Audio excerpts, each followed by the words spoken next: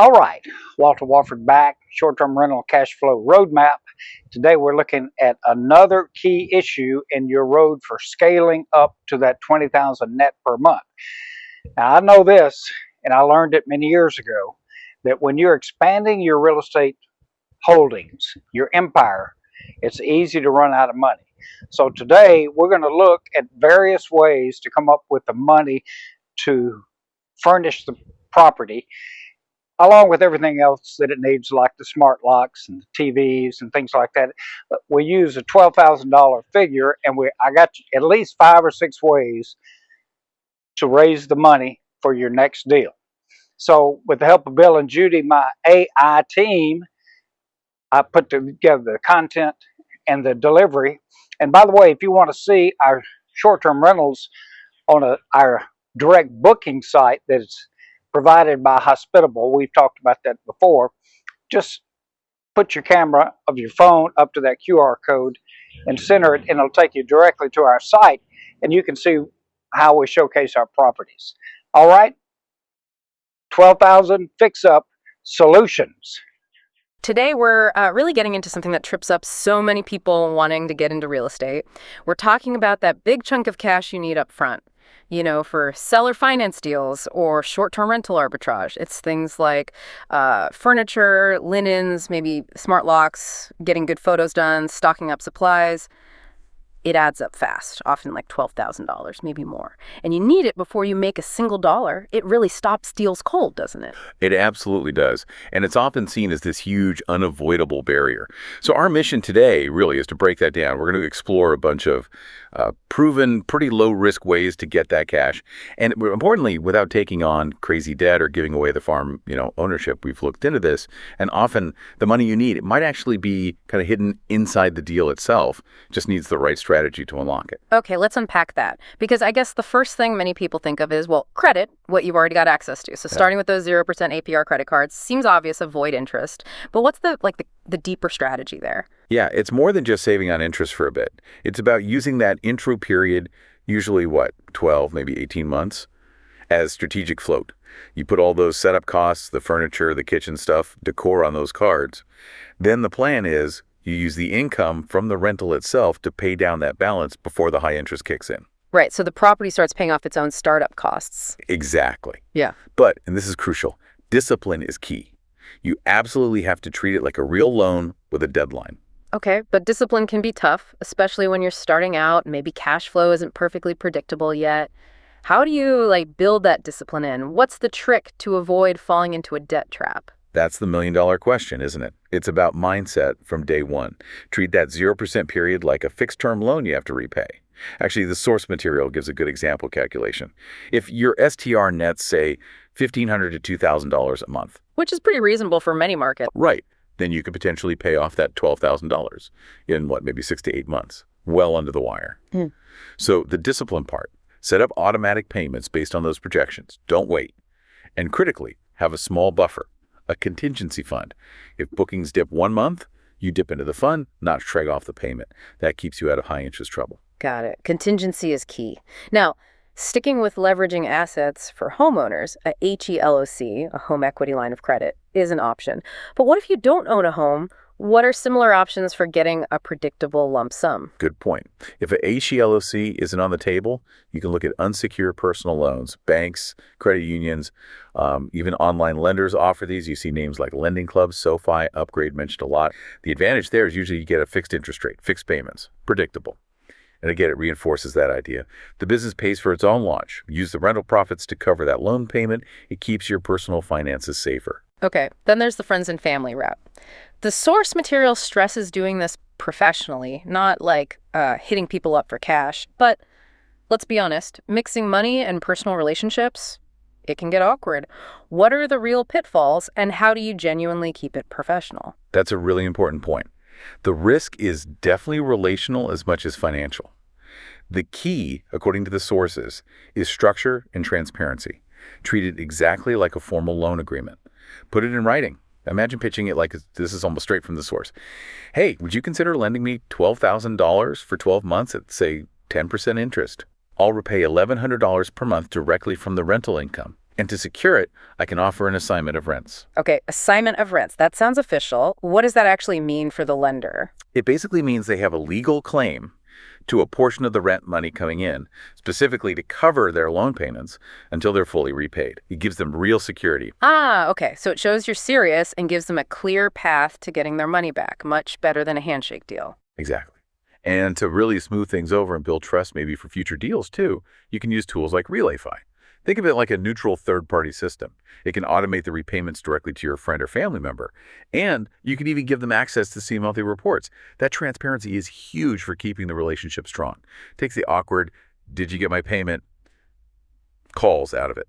Now, what's really fascinating is moving into slightly more, let's say, sophisticated structures. These often leverage financial agreements beyond just a simple loan. Let's take that assignment of rents idea, but apply it to a private partner, someone maybe more investment-minded. So instead of just paying them back a flat amount each month, you could offer them a slice of the income. Like the example might be, you put up the $12,000 for setup. In return, I'll assign you, say, 15% of the gross short-term rental revenue each month until you're fully repaid. Plus, maybe a 10% kicker on top as a bonus. Interesting. So they're not just getting their money back with interest, they're actually getting a piece of the action tied to how well the rental does. That kicker. That's like a success fee. Why is that attractive to lenders who focus on cash flow? Precisely. The kicker is that extra bonus, rewarding their trust and patience. It directly aligns their interests with yours. If the property does well, they do better. That alignment is super attractive to cash flow-focused investors. The return isn't just fixed. It grows with the property's success. Now, to set this up properly, you definitely want a real estate attorney to draft a solid agreement. And you can make it even more secure for them. You could structure it as a secured loan, maybe with what's called a UCC late on the furniture. UCC lien. What's that? It's a uniform commercial code filing. Basically, it's a public notice saying their loan is secured by specific business assets in this case, the furniture you bought with their money. Adds another layer of protection for the lender. And again, using something like RelayFi for automated payments based on that percentage. Keeps everything clean, trackable, and compliant. We've covered some solid ground here, but I remember hearing about something, almost like a secret weapon, hidden in retirement accounts, something often missed. Can you talk about that? Small dollar loans from a self-directed IRA. Why is that such a big deal? Ah, yes. This is probably the single most overlooked source for this kind of funding. We're talking about a private loan, but it comes from someone's retirement account, like their Roth IRA or traditional IRA. It has to be managed by what's called a self-directed IRA custodian, but the concept is powerful. Think about it. Lots of people have, say, $10K, $20K, maybe $50 sitting in an old 401K or an IRA. Not enough to buy a whole property maybe, but perfect for lending out for setup costs like this $12,000. Okay, so why would someone want to lend their retirement money out like this? Well, lenders love it for a few key reasons. First, their IRA earns a solid interest rate, maybe 8%, 10%, even 12%, which is often way better than the stock market, especially recently. Second, and this is huge, that interest income grows inside their IRA, completely tax deferred. Or, if it's a Roth IRA, it can be totally tax-free. Wow, okay. Tax-free returns, that's compelling. Absolutely. Plus, the loan is secured. You'd give them a promissory note, maybe that assignment of rents we talked about.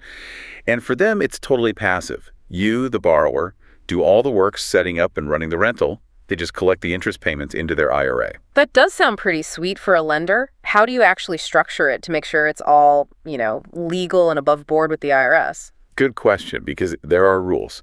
First, the lender must use a self-directed IRA custodian. Companies like American IRA, Quest Trust, Equity Trust specialize in this. They handle the paperwork on the lender's side. Then you, or more likely your LLC that's running the rental, issue a formal promissory note that's the IOU directly to their IRA, not to them personally. That's important. Okay, the LLC issues the note to the IRA itself. Got it. Right. And that note details the terms, loan amount, interest rate, repayment schedule. Maybe it's interest-only payments for the first 6 months while you get cash flow going, then principal and interest, or a balloon payment later. And crucially, when you make payments, they go directly to the IRA custodian who deposits them into the lender's IRA account. The money doesn't touch the lender's personal bank account. And there are rules about who can lend you the money from their IRA, right? You can't just borrow from your own IRA or your spouse's. Exactly. The IRS calls them disqualified persons. You cannot borrow from your own IRA, your spouse's, or your lineal ascendants or descendants. So parents, grandparents, kids, grandkids are out. Okay, so no borrowing from mom and dad's IRA. Correct. But siblings, aunts, uncles, cousins, friends, business partners, colleagues, anyone who isn't in that direct line and isn't you or your spouse, totally fine, provided they have a self-directed IRA setup. It really is perfect for finding those like plug-and-play lenders who just want a decent passive return. If you're networked in real estate circles or masterminds, this can be an absolute game changer. Okay, this is fascinating stuff. Shifting gears a bit. Let's think really creatively now, outside the standard finance box. We keep talking about needing $12,000 for furniture and setup. But what if you didn't actually buy all that furniture up front? Tell us about leasing. Yeah, that's a really smart angle. Furniture leasing basically lets you break up that big $12,000 hit into smaller, manageable monthly payments. There are companies that specialize in this for rentals or staging. You hear names like Feather, Corte, maybe Furnish. They often do whole room packages. So it's like renting furniture specifically for your STR. Exactly. Or sometimes it's rent to own. Either way, it dramatically lowers your upfront cash need. This frees up your capital for, the unexpected repairs or vacancies that inevitably pop up. Gives you breathing room. Are there other ways to finance the actual items beyond just those big leasing companies, like for decor or smaller things? Definitely. Think about online retailers. Wayfair, for instance, partners with a firm. If you qualify, you might be able to pay for a bunch of stuff over 12 months, sometimes even at 0% interest. And then there are other lease-to-own services, maybe more geared towards people with less than perfect credit, like Catapult or Acima. They broaden the options. Okay, another creative angle. Bringing someone else in. A joint venture, but specifically with a passive investor for the setup money. How does that work? This is where you find a partner who essentially funds your $12,000 setup cost. But instead of a loan, they get a piece of the deal, equity or share of the profits. So what kind of splits are common? It varies, of course, depends on the deal and the partner. But you might see something like a straight 50-50 split of the net profits after all expenses. Or maybe structure it differently. Perhaps they get, say, 10% of the gross revenue until their initial $12,000 is paid back, plus maybe a 20% share of the net profits after that as their ongoing return. So they get their money back first, then share in the upside. Right. You absolutely need a clear joint venture agreement drafted by an attorney here. Spells everything out. And using transparent, maybe automated banking setups helps build credibility and trust with your partner. The dynamic is pretty appealing for the investor. You do all the work managing bookings, cleaning, maintenance, and they basically just collect their share. It's often called mailbox money. Now, let's talk about when you're buying the property itself, especially with seller financing. This is where you have incredible flexibility to solve that setup cost problem right within the purchase negotiation. So billing it into the actual purchase terms. That's clever. How would you actually approach a seller with that? What specific things could you ask for? Well, here are a few ideas the source material highlights. One, you could simply offer a slightly higher purchase price for the property. Okay. But in exchange, you ask for a $12,000 credit back at closing, specifically earmarked for repairs or setup. So on paper, they get their price, but you get the cash you need immediately. Nice. A bit of financial engineering there. What else? You can negotiate for the first, say, 3 to 6 months of your loan payments to be interest only. That lowers your initial monthly payments dramatically, letting you build up cash flow from the rental before the full principal and interest payments kick in. Buys you time. Makes sense. Gives you a ramp-up period. Or a third option, ask the seller to carry a small second loan just for the setup costs. So maybe they finance the main purchase price and they give you a separate $12,000 note that's due in, say, 12 or 24 months. The key takeaway is that sellers offering creative financing are often motivated and flexible. If you present a clear win-win reason why you need this to make the property cash flow faster, ensuring their loan gets paid, they might be very open to it. It's all about the negotiation. Okay, one last one, and this sounds maybe the most creative, almost gutsy. Pre-booking the place before it's even furnished. How on earth does that work? It sounds counterintuitive, right? But it can be surprisingly effective. You list the unit early, maybe 2-4 weeks before it'll be ready on platforms like Airbnb. Furnish Finder is great for midterm stays, even Facebook Marketplace. But what do you show? Empty rooms? No. You use high-quality renderings, virtual staging, or maybe even photos of a very similar unit you've done, showing exactly what it will look like. Be very clear about the coming soon status and the ready date. And you incentivize early booking.